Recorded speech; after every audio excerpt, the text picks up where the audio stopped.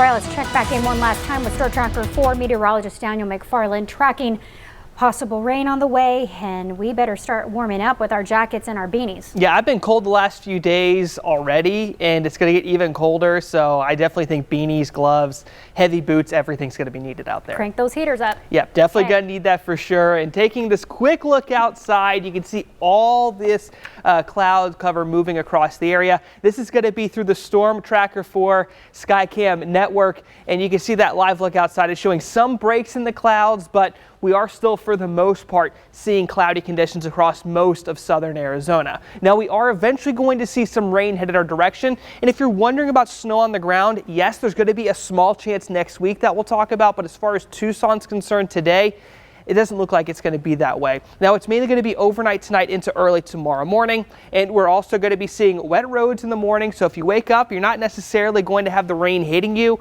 but those roads are still going to be impacted by this weather we have moving in. All right, so checking out the live radar outside, looking over towards Yuma, that's really where a majority of the rain is so far. So this line's eventually going to reach us during the overnight hours. And if I turn your attention towards the north, you're seeing that snow eventually moving into places like Prescott and closer towards Flagstaff.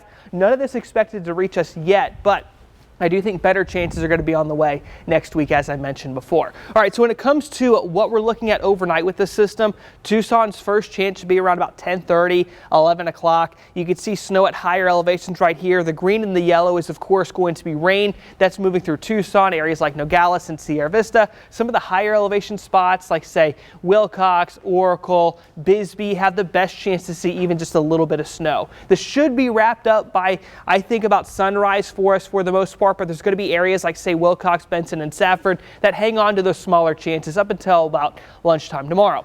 Now, as I mentioned before, this is the first of two systems passing us by. That should be gone by the evening tomorrow at the latest. Then we're going to be tracking a second one that's going to be making its way down from the Gulf of Alaska and eventually closer towards southern Arizona. Now, this one is showing some snow potential even as far south as the border with Mexico. And when it comes to the best snow chances out there, I definitely think it's going to be the central northern portion of Cochise County and areas like Safford. But yes, Tucson does have a chance. I think if you're in this area that has the more heavy snow, I put it about 30 to 40% chance of you seeing it. Tucson for now, I'll put it about 10 to 15, so a little bit lower, but that certainly could go up if things look a little bit better for us here over the next few days. Sierra Vista, Tombstone looking a little bit better for you versus, say, an area like Tucson. All right, so over the next little bit, we are going to see better rain chances during that time, Sunday into Monday. Now, when I talked about those snow chances, that's mainly going to be for early Monday morning. You do see Sunday during the evening, we are going to have rain moving in first. So that's going to be something we're tracking during that time for you.